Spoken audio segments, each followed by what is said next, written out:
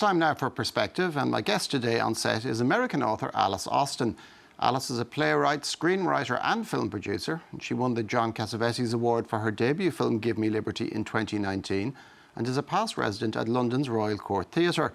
And her first novel has just been published. It's 33 Place Brugmann, which tells the stories of 14 characters in a Brussels apartment building on the eve of World War II. Alice, thank you very much for joining us. You lived in the very building in Brussels where your novel is set.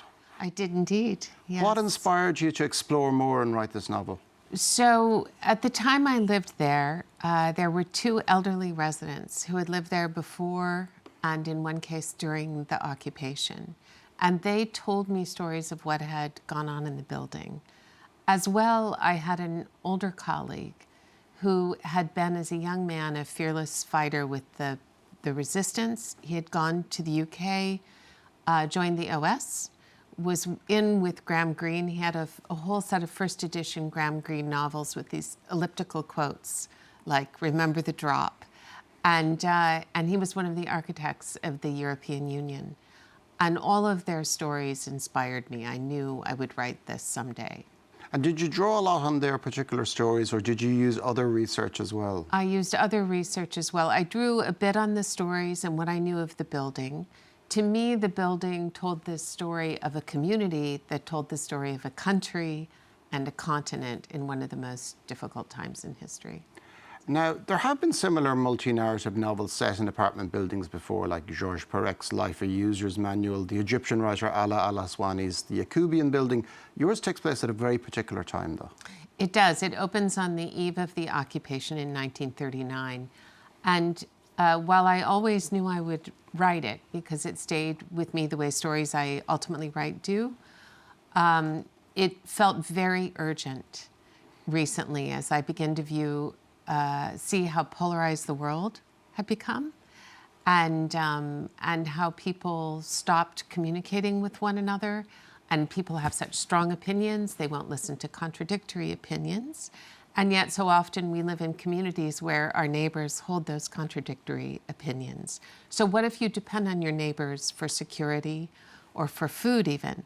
And that was the case of the residents at 33 Place Brugmann. And is there a particular Belgian flavour to the novel? Like Brussels at the time, it wasn't yet a metonym for the European Union that it is today, but it was still an interesting place.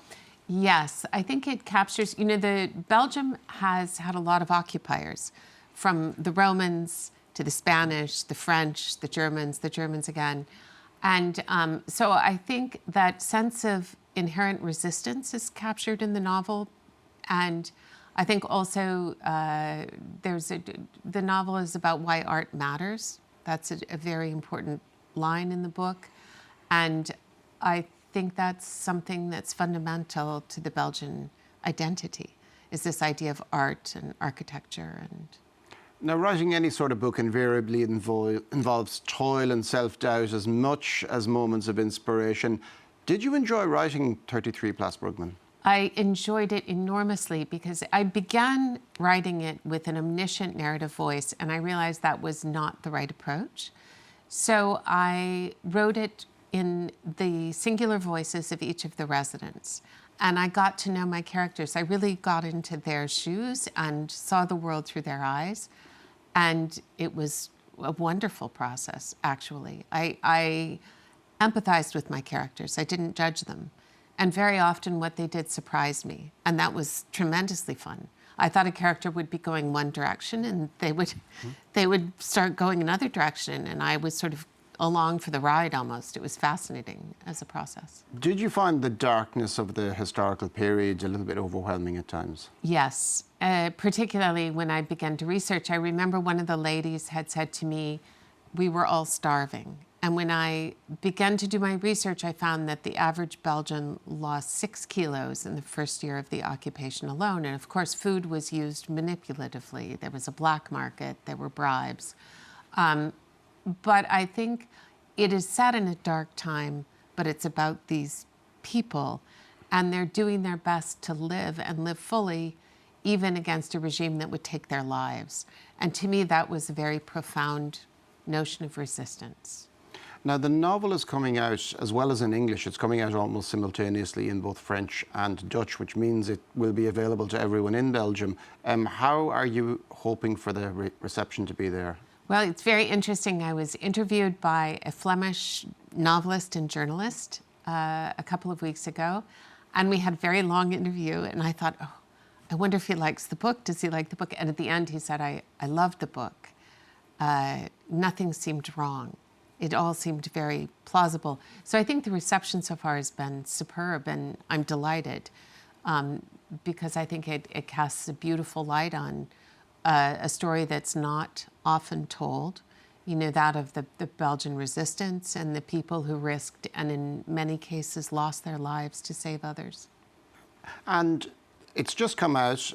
I imagine you're in the throes of promoting it, which can be pleasurable and less agreeable as well, but what projects have you cooking up for next? Well, I have 3 films I'm working on. One is an independent American film with Steven Soderbergh as an executive producer on it. Another is a film that was originated by Alfonso Cuarón, and one I'm developing in France with a group called 9 Studio. And I'm working on my next novel. Well, you sound incredibly busy at the moment, what with promoting and working. And thank you very much, Alice Austen. Thank you so much. You're welcome. Now, 33 Place Brugmann is out now in English, French, Dutch, and several other European languages.